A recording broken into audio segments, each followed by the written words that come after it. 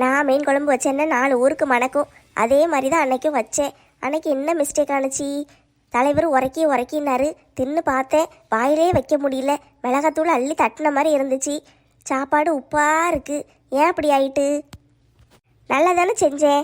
செஞ்சுட்டு கொஞ்சோண்டு நடுவு கையில் ஊற்றி நக்கி பார்த்தனே, நல்லா இருந்துச்சே. அதுக்கு பிறகு எப்படி மாறுனுச்சு? ஆண்டி, அது நம்ம வேலை தானே, உங்களுக்கு தெரியல. சும்மா இருட்டி, நீயே காட்டி கொடுத்துறாத.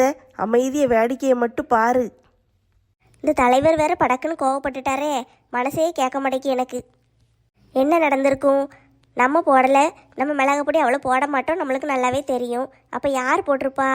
இந்த வீட்டில் 2 பொம்பளைகளும் திண்டத்துக்கு சுற்றிக்கிட்டு அலைதாளுகளே, அவளுக்கு வந்து போட்டிருப்பாளுகளோ? ஆண்டி, நம்ம மேலே சந்தேகம் வந்துட்டு. ஆமாம் ஆமாம், அவளுக்கு வேலையாக தான் இருக்கும். நான் வந்தது அவளுகளுக்கு முதல்ல இருந்தே பிடிக்கலல்ல, அதை என்னைய ஒழிச்சு கட்டணும்னு ஏதாவது திட்டம் போட்டுக்கிட்டே இருப்பாளுகன்னு நினைக்கேன். விளங்காதவளுக அதுக்குன்னு மிளகா பொடியவை அள்ளி கொண்டு தட்டுவாளுக. தெரிஞ்சிட்டு அதனால தான் அவளுக்கு அன்னைக்கு சாப்பாடு வேண்டான் இருக்காளுக. இல்லைன்னத்த சாப்பாடுன்னா பேயா பறந்துக்கிட்டு வந்து உட்காருவாளுகளே. அன்னைக்கு 2 பேருமே சாப்பாடு வேண்டான்ட்டாளுக.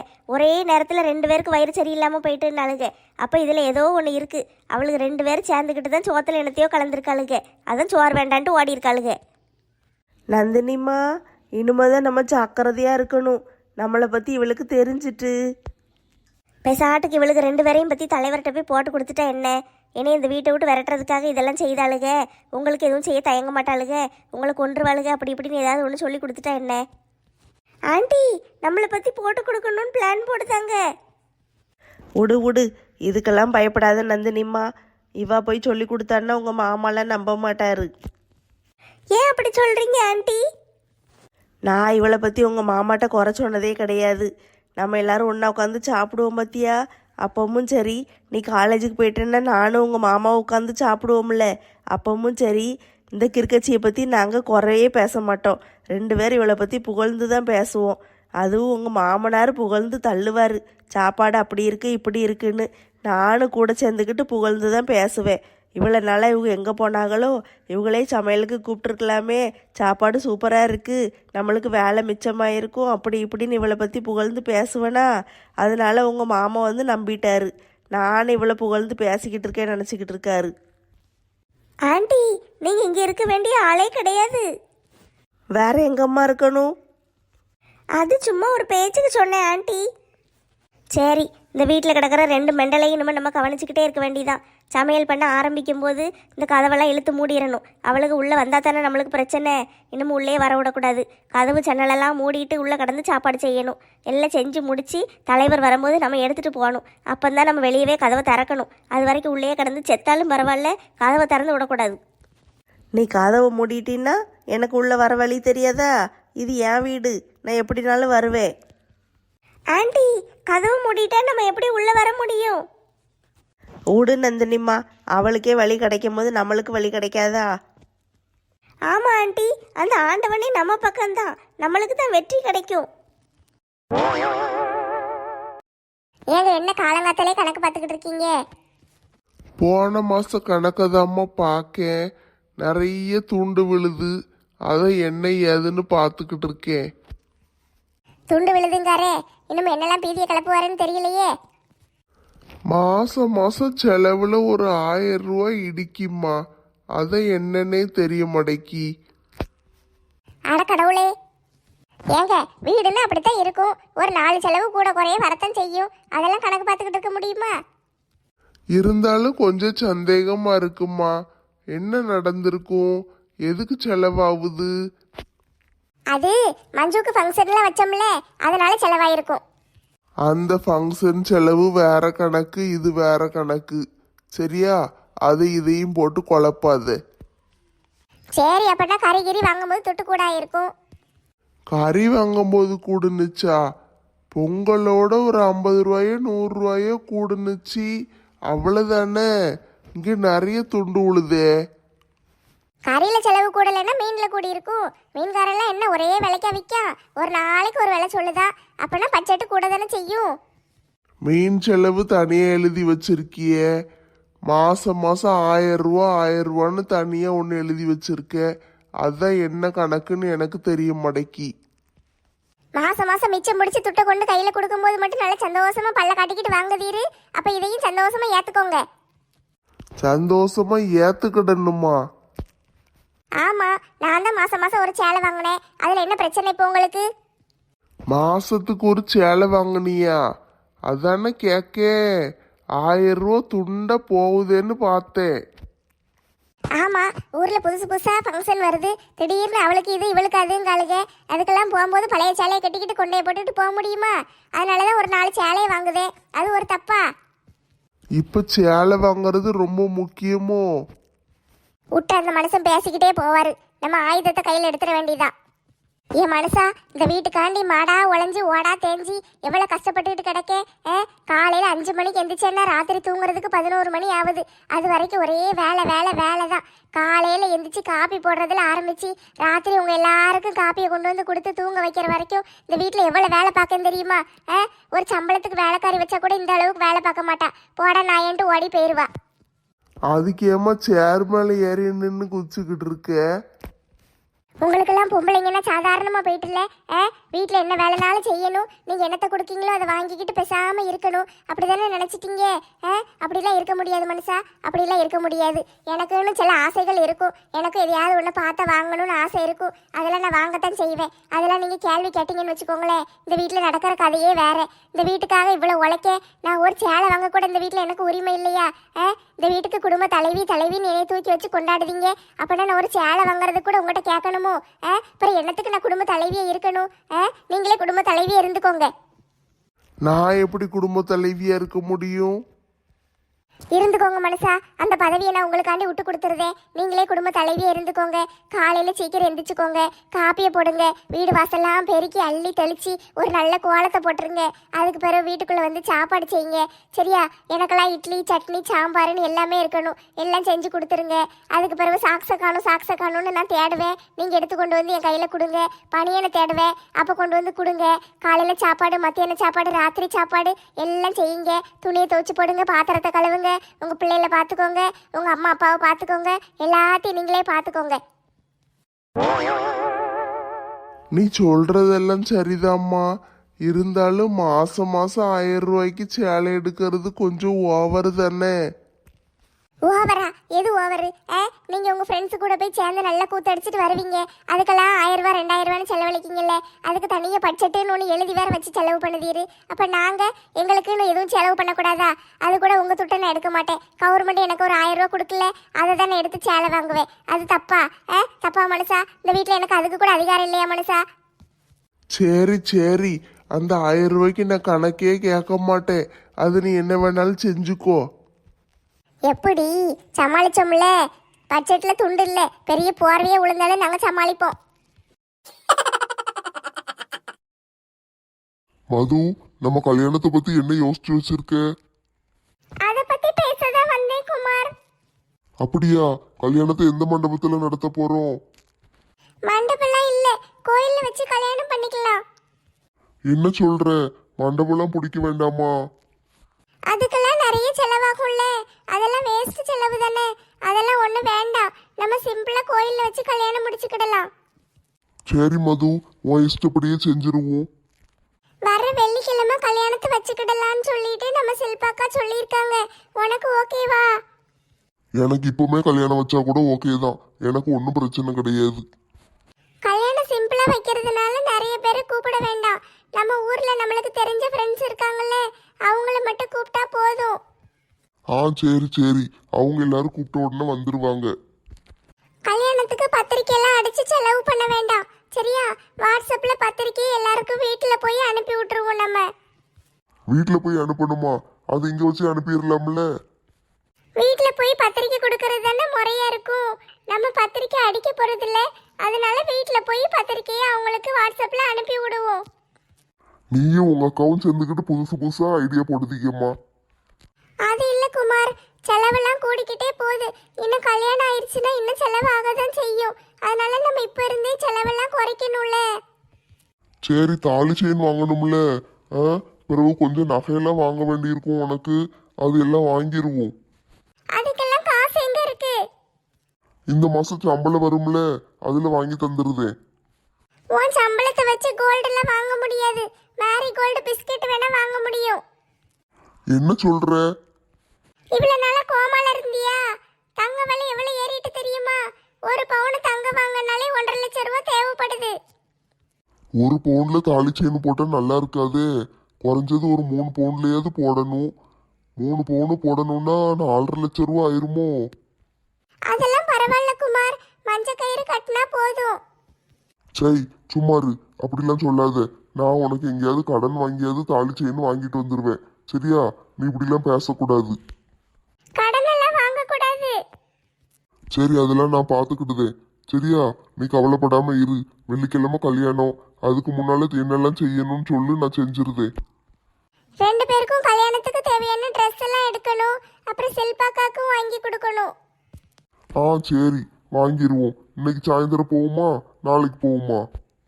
இன்னைக்கு எனக்கு கொஞ்சம் வேலை இருக்கு. நான் ஸ்கூல்ல இருந்து இன்னைக்கு லேட்டா தான் வருவேன். அதனால இன்னைக்கு போக முடியாது. நாளைக்கு போலாமா? ஆ சரி, மேடம் சொன்ன சரிதான். நாளைக்கு போயிடுவோம். தலைவர் அங்கிள் கிட்டயும் சொல்லிருன்னு. நீ சொல்றதுதான் கரெக்டா இருக்கும். இந்த இப்ப அங்கதான் போறேன், அவர்கிட்ட சொல்லிடுறேன். சரி கிளம்புவோம். இன்னும் நிறைய வேலை இருக்கு. வாட்ஸ்அப்ல நான் போட்டோ அனுப்புறதுக்கு எல்லாத்தையும் ரெடி பண்ணி வைக்கணும். அதுக்கு பிறகு நம்ம நாளைக்கு சேலையெல்லாம் எடுத்துட்டு வந்துடுவோம். நாளை கழிச்சு எல்லாருக்கும் பத்திரிக்கை வச்சிருவோம். சரி மது, வா போவோம். சரி சரி, ஒன்றும் சொல்ல மாட்டேன். மூஞ்சி தூக்கிட்டு இருக்காத. நான் ஆபீஸுக்கு போயிட்டு வரேன். என்ன? ஏங்க இதுல கொஞ்சம் பழங்கள் எல்லாம் வெட்டி போட்டு வச்சிருக்கேன், அதை சாப்பிட்டுருங்க. சரி, கொண்ட சாப்பிடுதேன். மூஞ்சி தூக்கிட்டே இருக்காத. சரியா? நான் வேலைக்கு போயிட்டு வாரேன்.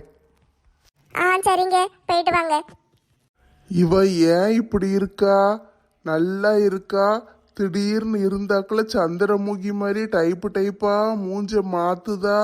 திடீர்னு சேர்ல ஏறி ஆடுதா, குதிக்கா. இப்போ என்னடானா ஒரு மாதிரி மூஞ்ச வச்சுக்கிட்டு உட்காந்துக்கிட்டு இருக்கா. என்னாச்சு இவளுக்கு? சரி, எதுனாலும் ஆபீஸுக்கு போயிட்டு வந்து பார்த்துக்கிடுவோம். இந்த மனுஷன் வெளியே போயிட்டாரா? எப்பா போயிட்டாருப்பா. இவர் போற வரைக்கும் என்னமா மூஞ்ச வச்சுக்கிட்டு நடிக்க வேண்டியிருக்கு. எரிச்சலா இருக்குப்பா. எல்லா மாசமும் துட்டை சேர்த்து வச்சு இந்தாங்கன்னு கொண்டு கொடுக்கும்போது பல்ல கட்டிக்கிட்டு நல்லா வாங்கிட்டு போவாரு. ஏதாவது 1-2 மாசம் இப்படி ஆயிருது, உடனே குதிச்சுக்கிட்டு வாராரு. நம்ம ஆயுதத்தை கையில் எடுத்துட்டோம்ல. நான் ஒன்றும் அந்த துட்டை சேலையெல்லாம் வாங்கி வீணாக்க மாட்டேன். இந்த மனுஷன்ட்டு அப்படித்தான் சொல்லுவேன். அப்போல்லாம் கணக்கு கேட்க மாட்டாரு. அதை கொண்டு போய் நான் சேலைக்கார பாட்டிகிட்ட கொடுத்து சீட்டு போட்டுக்கிட்டு இருக்கேன். அவங்க புதுசாக சீட்டு பிடிக்காக, சேலை வியாபாரத்தெல்லாம் விட்டுட்டாங்க, சீட்டு பிடிக்காக. அதனால 1000 ரூபா மாதம் கட்டி நான் ஒரு சீட்டு போடுதேன். அது இருந்துச்சுன்னா ஏதாவது ஒரு படிப்பு செலவுக்கோ எதுக்கோ யூஸ் ஆகும். ஒவ்வொரு வருஷமும் பிள்ளைகளை ஸ்கூலுக்கு ஃபீஸ் கட்டும்போது கடன் வாங்க வேண்டியிருக்கு. வட்டிக்கு அதுக்கு இதுக்குன்னு வாங்கிட்டு கிடக்கும். சீட்டு துட்டு இருந்துச்சுன்னா நம்மளுக்கு எவ்வளோ யூஸ் ஆகும். அதனால தான் நான் சீட்டு போட்டுக்கிட்டு இருக்கேன். இந்த மனுஷன்ட்டு சொல்லக்கூடாது. சொன்னால் அதுக்கு ஒரு கணக்கு வச்சுக்கிட்டே இருப்பார். அந்த துட்டு என்னைக்கு வரும்னு பார்த்து அதை வச்சு என்ன செய்யலான்னு யோசிப்பார். அதெல்லாம் இருக்கக்கூடாது. அது என் பிள்ளைகளுக்காண்டி நான் சேர்த்து வைக்கேன். லட்சுமி, இங்கே வாமா. இந்த வாரம் தே. இது நல்லா இருக்கே. இந்த சேலை நல்லா அழகா இருக்கு. எவ்வளோ விலை? இந்த விலைக்கெல்லாம் மனுஷன் வாங்குவானா? அதெல்லாம் வாங்க முடியாது. 1000 ரூபா 1500 போடுதானுங்க. இஷ்டத்துக்கு போட்டு வைப்பானுங்க போல. இதே சேலையை கடையில் போய் வாங்கினா 300 ரூபா தான். 300 ரூபாய்க்கு சேலையை வாங்காம 1000 ரூபா கொடுத்து வாங்க. நான் என்ன மெண்டலா? இந்த லெஹங்கா நல்லா இருக்கே. நல்ல பாவாடையும் சட்டையும் இருக்கு. மேலே ஒரு தாவணி மாதிரி ஒன்று இருக்கு. சூப்பராக இருக்கும் போலயே. நம்ம போட்டால் நல்லா தான் இருக்கும். ஆனால் போட்டுட்டு அலைஞ்சோம்னா இந்த ஊர்க்காரிக பூரா ஏற இறங்க பாப்பாளுகளே. அவளுகெல்லாம் போட்டுட்டு அலைவாளுக. ஆனால் நம்ம போட்டால் மட்டும்தான் அவளுக்கு கண்ணு பொறுக்காது, வந்துருவாளுக. என்ன கல்யாணான பொம்பளை மாதிரியா போட்டிருக்கே, இதை போட்டுக்கிட்டு அலையுதியே, வெக்கமா இல்லையா? அப்படி இப்படியும் பாளுக.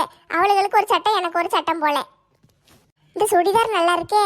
நான் இது வரைக்கும் சுடிதாரே போட்டதே இல்லையே. சேலை கட்டுவேன், பாவாடை சட்டை தாவாணி போட்டிருக்கேன், ஜீன்ஸ் பேண்டெல்லாம் கூட போட்டிருக்கேன். ஆனால் சுடிதார் மட்டும் போடவே இல்லை. சரி, ஒரு சுடிதார் வாங்கிட வேண்டியதான். சுடிதார்னா நம்ம ஊரில் யார் நல்லா போட்டுக்கிட்டு அலைவா? இந்த நெட்டச்சி தான் அழகழகா போடுவா. அவங்க வீட்டுக்காரர் எப்போதான் வாங்குவாரோ எங்கே தான் வாங்குவாரோ தெரியாது. மனசு அழகா வாங்கி வாங்கி கொடுப்பாரு. நல்லா போட்டுக்கிட்டு அலைவா. அவளுக்கு வாங்கி கொடுக்கறதுக்கு எத்தனை ஆளுக்கா இருக்காங்க. அவங்க அப்பா வாங்கி கொடுப்பாரு, அவங்க பாட்டி தாத்தா வாங்கி கொடுப்பாங்க, இந்த லட்சுமியும் வாங்கி கொடுப்பா. எல்லாம் ஆளாளுக்கு அவளுக்கு வாங்கி வாங்கி கொடுப்பாங்க. அதனால நல்லா போட்டுக்கிட்டு அலைவா. நம்மளுக்கு யார் வாங்கி தருவா? நம்மளே வாங்கிக்கிட வேண்டியதான். ராதா, என்ன பண்ணுது? சாப்பாடு ரெடி ஆயிட்டா? அடியே கூப்பிடுறது கேட்கா இல்லையா? கேக்கு கேக்கு, நான் என்ன சும்மாவா உட்காந்துருக்கேன்? சரி, வயிறு ரொம்ப பசிக்கு, சாப்பாடு இருக்கா இல்லையா? அதுக்குள்ளேயே மத்தியானம் ஆயிட்டு இந்த மனுஷன் சாப்பிட வந்துட்டாரே. நான் என்ன சோறு பொங்கவே இல்லை. சோறு பொங்கவே எரிச்சலா இருக்கு. என்ன செய்யலாம்? பேசாம ஒரு சண்டையை போட்டு விட்டுருவோம். அப்பனா சோறு பொங்க வேண்டாம். சீக்கிரம் சோத்த வையி, பழைய கஞ்சியாவது குடிச்சிட்டு போறேன். ஏய்யா, உனக்கு எவ்வளவு கொழுப்பு இருந்தா வந்து சோறு கேட்ப? ராத்திரி வரும்போது குடிச்சிட்டு வர்றது, காலையில வந்து சோறு கொண்டான்னு கேட்கறதோ? அதான் உன்ட்ட 500 ரூபா கொடுத்துருதோம்ல, 500 ரூபா உனக்கு 500 ரூபா எனக்குன்னு பேசியிருக்கோம்ல. அதனால நான் குடிச்சிட்டு தான் வருவேன். அதில் நீ கேட்க கூடாது. ஓஹோ, 500 ரூபா உனக்கு 500 ரூபா எனக்கு. ஓ 500 ரூபால நீ குடிச்சிட்டு என்ன வேணாலும் செஞ்சுட்டு வருவேன். எனக்கு கொடுக்குற 500 ரூபால உனக்கு சோறு பொங்கி போடணும். அப்ப மொத்த துட்டும் உனக்கு தான். நீ தானே சோறு திங்க.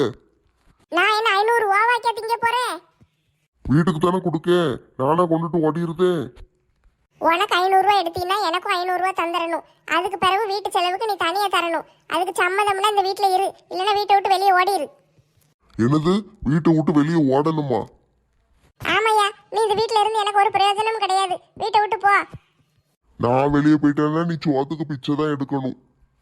இப்ப மட்டும் இங்க என்ன வாழுதான்? பிச்சை தான் எடுத்துக்கிட்டு இருக்கு. வீடு வீடா போய் சோறு கொடு, குழம்பு கொடு, காப்பி கொடுன்னு கேட்க வேண்டி இருக்கு. இல்லைன்னா மட்டும் அப்படியே கேட்காம இருந்துருவியாக்கும். நான் எல்லாத்தையும் கொண்டு வந்து கொடுத்தாலும் நீ கேட்காதான் செய்வேன் அடுத்த வீட்டில் போய். அதுக்கு பதில் நான் பாதி எடுத்துக்கிறதே எனக்கு நல்லது. குடிகார பையல, உனக்கெல்லாம் என்ன வாயி? அடியே, வயிறு பசிக்கு, சோறு போட முடியுமா முடியாதா? சோறு பொங்கல் தானே சண்டையே போடுதே. போட முடியாதியா? சோறு போட முடியாது. இப்ப என்ன செய்வீரு? செய்ய முடியறது செஞ்சுக்கோங்க. 1500 ரூபாய் கொடுத்தா தான் சோறு, இல்லைன்னா இந்த வீட்டுல உனக்கு சோறு கிடையாது. 1500 ரூபாயை கொண்டு வந்து வாங்கிட்ட கொடுக்கறதுக்கு நான் கடையிலே சோறு தின்னுட்டு போயிருவேன். திம்பீரு திம்பீரு, கெட்டின பொண்டாட்டிக்கு பிள்ளைக்கு சோறு போட துப்பில்ல, கடையில போய் திம்பாராம்ல கடையில. இப்ப என்னத்துக்கு நீ ஏட்டிக்கு பூட்டிக்கு பேசிக்கிட்டு இருக்க? ஆமா, நான் பேசினா மட்டும் ஏட்டிக்கு போட்டு பேசுற மாதிரியே தெரியும். இவர் மட்டும் நல்லா குடிச்சிட்டு வருவாரு, நான் மட்டும் பேசவே கூடாது. சை, சோறு திங்கி வீட்டுக்கு வந்த பத்தியா, என்னையே சொல்லணும். யோ, எங்கேயா போறீரு? சண்டையை பாதியில விட்டுட்டு போறீரு? நீயே தனியா சண்டை போட்டுட்டு கடை, சாயந்தரம் குடிச்சிட்டு வந்து உன்னைய கவனிச்சுக்கிடுதே. குடிச்சிட்டு மட்டும் வந்தீரு, காலை உடைச்சு தூக்கி வீசிடுவேன். I am waiting. எத்தே, தங்க விலைய பாத்தீங்களாத்தே? எப்படி கூடிக்கிட்டே போகுதுன்னு பாருங்க. நம்மளாம் தங்கம் வாங்கணும்னு நினைச்சா கூட வாங்கவே முடியாதோ? ஆமாம் மருமோளே, தங்கம் ஒரு பக்கம் விலை கூடிக்கிட்டே போகுது, வெள்ளி ஒரு பக்கம் விலை கூடிக்கிட்டே போகுது. வெள்ளியும் வாங்க முடியாது போலயே. இப்போதான்தே ஆசையாக வருது. ஏதாவது ஒன்று வாங்கணும்னு ஆசையாக இருக்குது. ஒரு சின்ன கம்மலாவது வாங்கிட மாட்டோமா? ஒரு கிராமில் ஒரு மோதிரமாவது வாங்கிட மாட்டோமான்னு இருக்குதே. தங்கம் வாங்கணும்னு ஆசையாக இருக்குது. சீட்டு துட்டு இருக்குல்ல, இந்த மாதம் வந்துடும். நம்ம ஏதாவது நகை வாங்குவோமா? அதை வச்சு ஒரு பவுனு கூட வாங்க முடியாது தே. அதுவும் சரிதான். சரி, உங்கள் 2 பேருக்கு கல்யாண நாள் வருதுல்ல, அப்போ அலெக்ஸிட்ட சொல்லி ஏதாவது வாங்கி தர சொல்லு. ஆமாத்தே, கல்யாண நாள் வேற வருது. அதான் நகையெல்லாம் பார்த்தா ஆசையாக இருக்குது. இந்த மனுஷன் வாங்கி தருவாரான்னு தெரியலையே. என்ன மாமியார் மருமகளும் உட்காந்து பழக்கம் விட்டுக்கிட்டு இருக்கீங்க? என்ன கதை ஓடுது? எங்க தங்க விலையை பற்றி பேசிக்கிட்டு இருக்கோம். அப்படி ஒரு சீரியல் இருக்காக்கும்? சீரியல் இல்லைங்க, நாங்கள் தங்க விலையை பற்றி பேசிக்கிட்டு இருக்கோம். தங்க விலையை பத்தி பேசி என்ன செய்யம்மா? போ, ஒரு காப்பியை போட்டு கொண்டு வா. ஏங்க, நம்ம 2 பேருக்கு கல்யாண நாள் வருதுல்ல. அதான் போன மாசமே முடிஞ்சிட்டே, அது எதுக்கு இப்ப ஞாபகப்படுத்திக்கிட்டு இருக்க? பாத்தீங்களாத்தே, இந்த மனுஷன் இப்படி தான் பண்ணுதாரு. எல்லாத்தையும் மறந்துடுதாருத்தே. ஒரு முக்கியமான நாளெல்லாம் ஞாபகம் வைக்கலாம்ல. ஒரு வாழ்த்து சொல்றது, ஞாபகம் வைக்கிறது எதுவுமே கிடையாதுத்தே. இப்படி இருந்தா நான் என்ன செய்ய? ஏல, உனக்கு கல்யாண நாள் ஞாபகம் இல்லையோ? மார்ச் மாசம் தானே? மார்ச் போன மாதமே முடிஞ்சிட்டோ? மார்ச் எப்பவும் போன மாசமே முடிஞ்சிட்டு இல்ல, இது ஏப்ரல் தானே? மெண்டல் மாதிரி பேசிக்கிட்டு இருந்தீங்கன்னா தோசை கரண்டியை காய வச்சு வாயில் இழுத்துருவோம் பார்த்துக்கோ. ஏம்மா என்னம்மா, ஏமா என்ன ஏசுதே? இல்லை கிறுக்கு பையில, ஜனவரி மாதம் முடிஞ்சு பிப்ரவரி மாதம் இப்போ தான் பிறந்திருக்கு. மார்ச் மாதம் ஆகிட்டு ஏப்ரல் மாதம் ஆகிட்டுன்னுக்கிட்டு இருக்கே. ஆமா, நேற்று தான் பிப்ரவரி 1ஆம் தேதி இல்ல, மறந்தே போயிட்டேன். காலையில் எந்திரிச்சோன்னா அவளுக்கு ஒரு வாழ்த்து சொல்லணும். கல்யாண நாள் அன்னைக்கு என்னத்தையாவது மறந்துட்டேன்னு சொன்னேன்னு வச்சுக்கோயேன், பல்ல உடச்சிருவேன் பார்த்துக்கோ. ஒழுங்கா மருமகளுக்கு வாழ்த்து சொல்லணும். அவளுக்கு ஏதாவது ஒன்று பிடிச்ச பொருளை வாங்கி கொடுக்கணும்.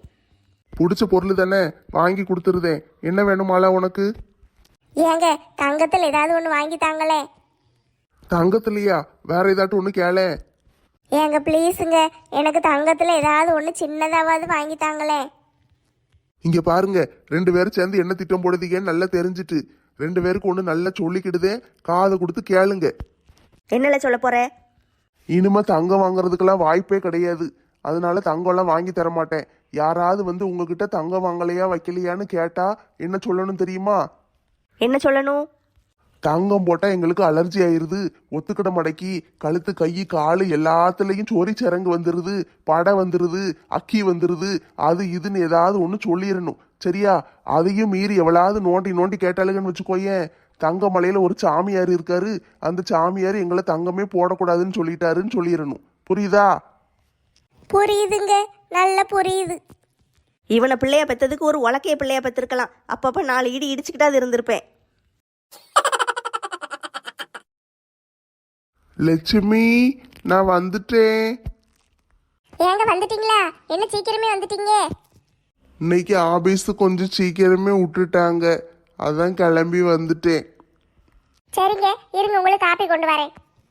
காலையில ஒரு பழம் கொடுத்து விட்டியே, நல்ல எல்லா பழத்தையும் வெட்டி போட்டு டப்பால போட்டு சூப்பரா இருந்துச்சு தெரியுமா?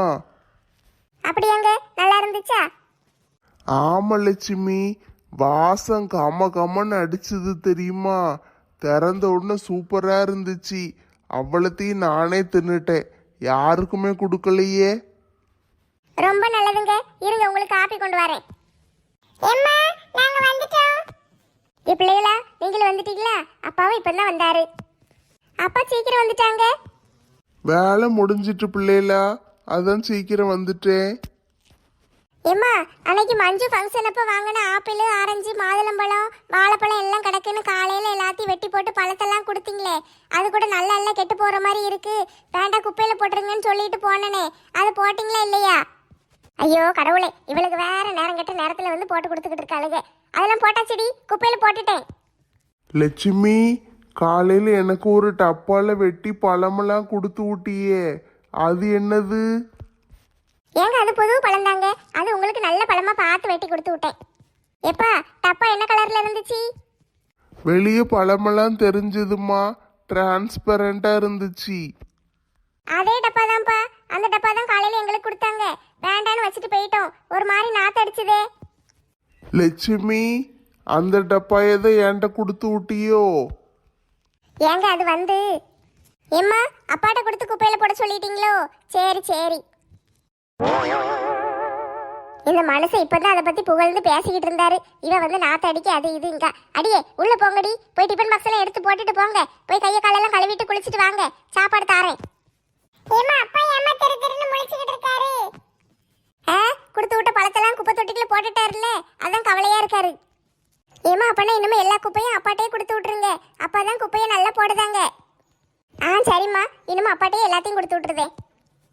அடி பாவி, காலையில் இவளை ஏசுனன்ட்டு என்னைய பழி வாங்கிட்டாளே. எல்லாரும் சேர்ந்து கூட்டாஞ்சோறு சாப்பிட்றது நல்லா இருக்கு, தினம் கூட இது மாதிரி சாப்பிடலாம். தினம் எங்கே நேரம் இருக்குது? எல்லாம் வீட்டில் வேலை கிடக்குன்னு சாப்பிட்டு அப்படியே தூங்கிடுதோம். எல்லாரும் உட்காந்து சாப்பிட்டா நல்லா தான் இருக்குது. அதுவும் இந்த பௌர்ணமி வெளிச்சத்தில் நிலாச்சோறு சாப்பிட்றது நல்லா இருக்குது. எல்லாரும் என்னென்ன சாப்பாடு கொண்டு வந்திருக்கீங்க? பட்டு எனக்கு இட்லி கொடுத்து விட்டுருக்கா, யாராவது வேணா எடுத்துக்கோங்க டீ. நீங்க சாப்பிடுங்க தாத்தா, நம்மளுக்கெல்லாம் ராத்திரி இட்லி சாப்பிட்டா வயிறு நிறைஞ்ச மாதிரியே இருக்காது, சோறு தின்னத்தான் வயிறு நிறையும். லட்சுமிக்கா, அன்னைக்கு உங்கள் வீட்டில் என்ன சாப்பாடு? சாம்பார் வச்சேன், சாம்பார் வச்சு கேரட்டு கூட்டு கொஞ்சம் கீரை கடைஞ்சேன், அதுக்கு பிறகு என்ன செஞ்சேன், அப்பளம் பொரிச்சேன். அப்பளம் மத்தியானமே காலி ஆயிட்டு, கீரையை ராத்திரிக்கு சாப்பிடக்கூடாது, தட்டில் வேற வச்சு கொண்டு வந்துட்டேன், அதான் பார்த்துக்கிட்டே உட்காந்துருக்கேன். ஆமாக்கா, ராத்திரி கீரை சாப்பிடக்கூடாது, கீரை சாப்பிடாதீங்க, சாம்பாரும் கேரட்டு கூட்டும் வச்சு சாப்பிடுங்க. நான் வேணா கொஞ்சம் ஆம்லேட்டு தரட்டா? நான் ரசம் வச்சு ஆம்லேட்டு தான் போட்டு கொண்டு வந்தேன். வேண்டாம் மட்டி, இந்த கேரட்டு கூட்டே நிறைய இருக்கு, இதையே சாப்பிட்டுக்கிடுதே. யாராவது வேணா என்கிட்ட கொஞ்சம் எடுத்துக்கோங்க. நாங்கள் இன்னைக்கு புளிக்குழம்பு வச்சு உருளைக்கிழங்கு வச்சோம், ராத்திரி சூடாக செஞ்சோம், அப்பளம் பொரிச்சு வச்சுருக்கோம். சாப்பிடுங்க டீ. யாருக்கு வேணும்? எல்லாம் கொஞ்சம் கொஞ்சம் எடுத்துக்கோங்க டீ, எடுத்து சாப்பிடுங்க, அப்பதான் நல்லா இருக்கும். நான் எடுத்துக்கிடுதே. நீ என்னது கொண்டு வந்திருக்க? கூட்டாஞ்சோறு மாதிரி இருக்கு. சாம்பார் சோறுக்கா? இன்னைக்கு வீட்டில் சாம்பார் சோறா பொங்குனே? ஆமா, வீட்டில் சாம்பார் சோறு தான் பொங்குனே. கூட்டுக்கு ஒன்றும் வைக்கலையா? கூட்டுக்கு ஒன்றும் வைக்கல. இன்னைக்கு நம்ம ஊர் கோயிலில் அன்னதானம் போட்டாங்கல்ல, அதில் சாம்பார் சோறு தான் போட்டாங்க. அந்த சோறு மாதிரி இருக்கு. எந்த சோறா இருந்தா என்ன, சோறு சோறு தானே. இவன் இன்னைக்கு வீட்டுல சோறே பொங்கலையே. இவ புருஷங்காரனை சண்டை போட்டு விரட்டில விட்டா அவன் புலம்பிக்கிட்டே வெளியே போனான். நான் பார்த்தேன். எப்படினாலும் எல்லாருக்கும் விஷயம் தெரிஞ்சிடும். சாம்பார் சோறு கோயிலில் கொடுத்ததா அன்னதானம் வாங்கிட்டு வந்து ராத்திரி வச்சு சாப்பிட்டுக்கிட்டு இருக்கியோ? ஆமா, மத்தியானம் சோறு பொங்கலே ஒரு தூக்குவாளியை தூக்கிட்டு கோயிலுக்கு போயிட்டோம்ல, அங்க எல்லாம் நிறைய சோறு போட்டுக்கிட்டு இருந்தாங்க. தூக்குவாளியில வாங்கிட்டு வந்தேன். மத்தியானமும் சாப்பிட்டேன், ராத்திரிக்கும் வச்சு சூடு பண்ணி சாப்பிட்டுக்கிட்டேன். இன்னும் நாளைக்கு காலையிலக்கு நாளைக்கு மத்தியானத்துக்கு இருக்கு, அதே போதும். ஒரு சோறு பொங்கி தின்ன என்னம்மா, ஏமா உனக்கு இப்படி கறி வலிக்கு? சோறு பொங்கனா அரிசி காலியாகவும் கேஸ் காலியாகவும், அதுக்கு பிறகு காய்கறிலாம் காலியாகவும், வீட்டில் இருக்கிற மசாலா சாமான்லாம் காலியாகவும், எண்ணெய் காலியாகவும், அதுக்கு ஒரு வெஞ்சனை பார்க்கணும், அதுக்கு அப்பளம் காலியாகவும் எல்லாம் செய்யணும். அதுக்கு தான் சும்மா இருக்கேன். ஒரு படத்தில் மனோரமா பாட்டி கஞ்ச பிசுனாரியா இருப்பாங்களே, கோழியை தூக்கி பக்கத்தில் வச்சுக்கிட்டே சாப்பிடுதேன்னு சாப்பிட்டுக்கிட்டு இருப்பாங்க. கோழியை பார்த்துக்கிட்டே சாப்பிடுவாங்க. என்னன்னு கேட்டால் கோழி சோறு சாப்பிடுதேன்பாங்க. அது மாதிரி இருக்கு. இப்படி பிசுனாரியாவா இருப்ப? ஒரு சோறு பொங்கி சாப்பிட்டு வச்சு நல்லா இருந்தா என்னம்மா, ஏமா இப்படி உனக்கு பேதி எடுக்கு?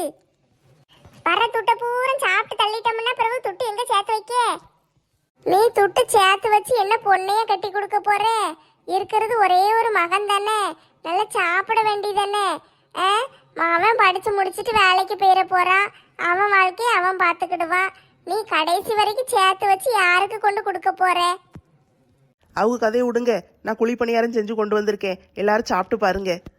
குழி பணியார மாட்டியது உருண்டை உருண்டையா கிடைக்கேன்னு பார்த்தேன். ஆமாக்கா, இன்னைக்கு தான் செஞ்சு பார்த்தேன். நல்ல பஞ்சு மாதிரி மெத்து மெத்துன்னு வந்திருக்கு பாருங்க. மாவு அரைச்சியாக்கும் குழி பணியாரத்துக்கு மாவு அரைக்கலாம் உனக்கு தெரியுமா? மாவு எங்கே அரைச்சேன்? யூடியூப்பில் பார்த்தேன். தோசை மாவு வச்சே குழி பணியாரம் செய்யுங்கன்னு போட்டிருந்துச்சு. கொஞ்சம் தோசை மாவு எடுத்து அதில் கடுகு உளுந்தம்பருப்புலாம் தாளித்து போட்டு கேரட்டெல்லாம் வெட்டி போட்டேன். கொஞ்சம் மிளகா பொடி, மஞ்சள் பொடி, பச்சை மிளகா, அப்புறம் வெங்காயம், கொத்தமல்லி இலை, இது எல்லாத்தையும் போட்டு நல்லா கலக்கிட்டு குழி பணியாரம் சட்டி இருக்குல்ல, அதில் கொஞ்சம் எண்ணெயை ஊற்றி இந்த மாவு ஊற்றி ஊற்றி திருப்பி போட்டு எடுத்துட்டேன். சூப்பராக இருக்குக்கா, சாப்பிட்டு பாருங்களேன். சரி டி, சாப்பிடுதேன். முதல்ல சோத்தை சாப்பிட்டு வாரேன். மாலாக்கா, அத்தை பாட்டி, தாத்தா எல்லாரும் எடுத்துக்கோங்க. சரி டீ, எடுத்து சாப்பிட்டு பார்க்கேன். மது பிள்ளைக்கும் கொக்கி குமாருக்கும் வெள்ளிக்கிழமை கல்யாணமாம்ல, உங்க யாருக்காவது தெரியுமா? அப்படியா டி, கல்யாணம் வச்சுட்டாங்களே, எங்களுக்கெல்லாம் தெரியாதே. நான் சாயந்தரம் சில்பாவை பார்த்தேன். அவள் வேலைக்கு போயிட்டு எங்கள் வீட்டு வழியாக தானே போவா. நான் வெளியே உட்காந்துக்கிட்டு இருந்தேன். அப்போ போகும்போது பேசினா, அப்போதான் சொன்னாக்கா. நல்லதா போச்சு, அந்த பிள்ளைக்கும் கல்யாணம் முடிஞ்சிட்டுன்னா நல்லா இருக்கும். அந்த மொட்டை மண்டை எங்க கிடக்கா? அவன் ஜெயிலில் தானே இருக்கா. அவன் எங்க ஜெயில இருக்கா? அவன் வந்துட்டானா? உனக்கு எப்படி தெரியும்? போன வாரம் மார்க்கெட்டுக்கு போயிருக்கும் போது அவனை பார்த்தேன். அந்த வழியா போனான். சரின்னு பின்னாலேயே போய் பார்த்தேன். அங்கதான் ஒரு வீடு இருக்கு, அந்த வீட்டில தான் இருக்கான் போல. இந்த ஊருக்குள்ளதான் சுத்திக்கிட்டு அலைதானா? நம்மளுக்கு தான் தெரியாம போயிருக்கு. நம்ம கண்ணில் மாட்டாமல் இத்தனை நாளாக பதுங்கி பதுங்கி அலைஞ்சிக்கிட்டு இருக்கானோ? அவன் அலையிறதெல்லாம் சரிதான், கல்யாணம் வேற வச்சிருக்காங்க. வந்து எதுவும் கலாட்டா பண்ணிடக்கூடாது. கல்யாணம் கிராண்டெல்லாம் வைக்கல, நம்ம ஊர் கோயிலில் வச்சிருக்காங்க. எங்க வச்சா என்ன, நல்லபடியா கல்யாணம் முடிஞ்சா போதும். எதுவும் பிரச்சனை இல்லாம நல்லபடியா கல்யாணம் முடியணும். நான் இருக்கும்போது நீங்கெல்லாம் எதுக்கிட்டி பயப்படுதீங்க? எவனாவது கல்யாணத்தை நிறுத்தணும்னு வரட்டும், அவனை கட்டையை கொண்டு மண்டையை உடைச்சு தூக்கி வீசிடுதே.